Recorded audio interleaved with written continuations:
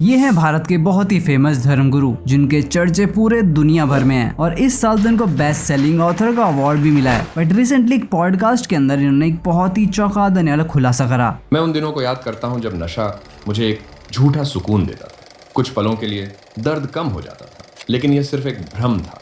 जब नशा उतरा तो मुझे एहसास हुआ कि मैं और भी अधिक खोया हुआ हूँ, और इसके बाद कुछ ऐसा हुआ जो इससे भी ज्यादा बुरा था। जिस धर्मगुरु को हम हर तरफ पॉजिटिविटी फैलाते हुए देख रहे हैं, हर तरफ सनातन धर्म का ज्ञान फैलाते हुए देख रहे हैं, एक समय ऐसा था कि वो नेगेटिविटी में घिरे हुए थे। ऐसा कौन सा नशा नहीं है जिन्होंने नहीं करा, पर वो इस अंधकार में गिरते चले जा रहे थे और उनके पास हर एक लग्जरी थी जो कि आज का यूथ चाहता है, फिर भी वो उससे सेटिस्फाइड नहीं थे और वो उनकी लाइफ का डार्केस्ट फेज था।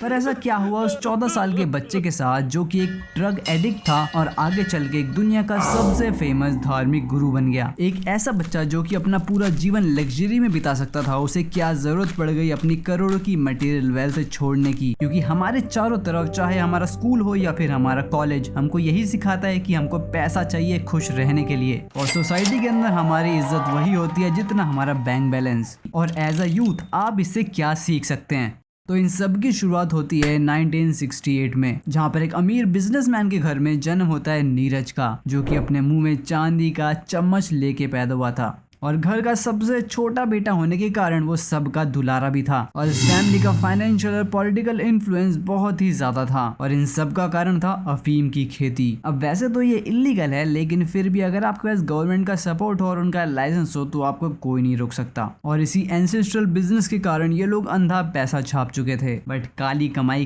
कहाँ ही पचती है, और वही हुआ भी। जो पैसा इन्होंने अपनी खुशी के लिए रखा था वो इनको खून के आंसू रुलाने वाला था। अब नीरज जिसको ये अपना सपूत मान के बैठे थे वो एक कपूत निकला, और 8वीं क्लास के अंदर जब लोग अपना चरित्र बना रहे होते हैं तब वहां पर ये चरस बनाया करता था। पावर और पैसा नीरज को इतने कम एज में ही करप्ट कर चुका था। इवन जब स्कूल के स्टाफ ने नीरज को क्लोजली मॉनिटर करा तो वो हद पार कर चुका था, और जबकि वो स्कूल खुद नीरज की फैमिली ओन करती थी उसको वहां से निकालना पड़ा। और देखा जाए तो नीरज 8वीं पास भी नहीं कर पाया, पर पैसा जिनी का वो चिराग है जो कि आपकी कोई भी विश पूरी कर सकता है। और वैसे ही नीरज को भी धक्का मार के कॉलेज तक पहुंचा दिया गया, और जहां पर स्कूल में कहीं ना कहीं लोगों का, टीचर्स का प्रेशर रहता है, लोग अपने आप को थोड़ा कंट्रोल करके चलते हैं, कॉलेज के अंदर तो नीरज के पर निकल आए। पहले जो काम नीरज छुप छुपा के करा करता था, अब तो उसको सोसाइटी का सर्टिफिकेट भी मिल गया। और ये बात नीरज के परिवार को समझ में आ चुकी थी कि ये उनके पास आखिरी मौका है, क्योंकि एक बार नीरज कॉलेज से बाहर निकल गया तो वो उनके हाथ से भी निकल जाएगा। और उन्होंने चुना एक ऐसा कॉलेज जो कि 100% उनके ही कंट्रोल में था, क्योंकि उस कॉलेज को काफी सालों से फंडिंग देते आ रहे थे। बट फिर भी उस कॉलेज की विचारधारा बिल्कुल ही स्ट्रिक्ट थी, उसको चलाता था संघ परिवार, और जिनका रिकॉर्ड रहा था कि उनके यहाँ से कोई भी बच्चा चाहे पढ़ाई ना कर पाए लेकिन अंदर से विद्वान होके निकलता है। अब विद्या वो होती है जो कि आपको अंदर से मुक्त करे, ना कि सिर्फ बाहर से। और ये सब कुछ पॉसिबल हो पाता था केशव लाल की वजह से, जो कि कई पीढ़ियों से संघ की सेवा करते आए थे।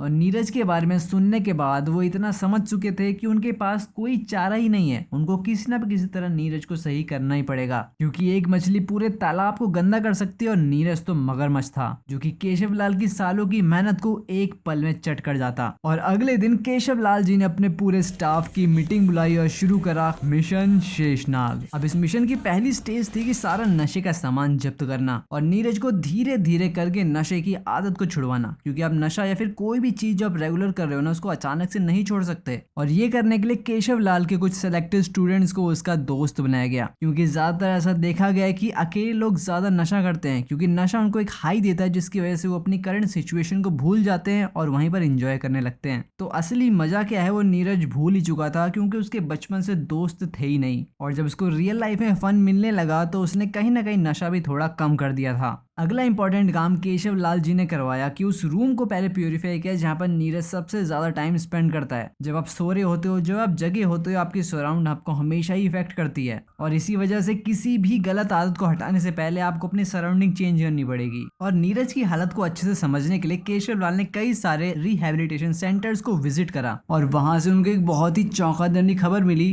कि ये इतना मुश्किल नहीं है जितना मुश्किल लोग उसको बना देते हैं। अब फॉर एग्जाम्पल आग जलती क्यों है? क्योंकि सबसे पहली बात हम उसको जलते रहने देना चाहते हैं, दूसरी बात हम उसमें खुद ही अपनी लक्कड़ डालते हैं ताकि वो और ज़्यादा जले। वैसे ही हर एक जो भी हमारी बुरी आदत होती है वो भी इसीलिए कंटिन्यू करती है क्योंकि हम चाहते हैं, और इसी कारण हम किसी भी बुरी आदत को नहीं छोड़ पाते क्योंकि कहीं ना कहीं हम डेली बेसिस पे उस आग को जलते रहने देना चाहते हैं।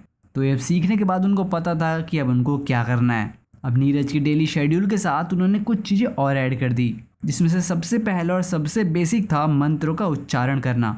अब ये सुनने में बहुत ही बेसिक लग रहा हो कि सिर्फ मंत्रों का उच्चारण करने से किसी को क्या बेनिफिट मिल सकता है। अब इसको कहा जाता है द संस्कृत इफेक्ट। अब साइंटिस्ट ने पाया कि अगर आप संस्कृत के मंत्रों का उच्चारण करते हो तो आपके ब्रेन में ग्रे मैटर बढ़ता है, और यही सेम ग्रे मैटर आपके ब्रेन के कॉग्निटिव सेंसेस को इफेक्ट करता है। और ये बात सुन के आप चौंक जाओगे कि ग्रे मैटर का डायरेक्ट रोल होता है control movement and sensation, processing sensory information, managing emotions and behaviour, facilitating thought, perception and memory. और ये वो हर एक चीज है जो कि आपको आप बनाती है। यानी कि अगर आपको गाजर खाना नहीं पसंद तो ये आपके ग्रे मैटर का पार्ट है, और आपको किसी भी तरह का नशा करना पसंद है ये भी आपके ग्रे मैटर का ही पार्ट है। और जितना ज्यादा ग्रे मैटर उतना ही ज्यादा कंट्रोल होगा आपके ऊपर आपका।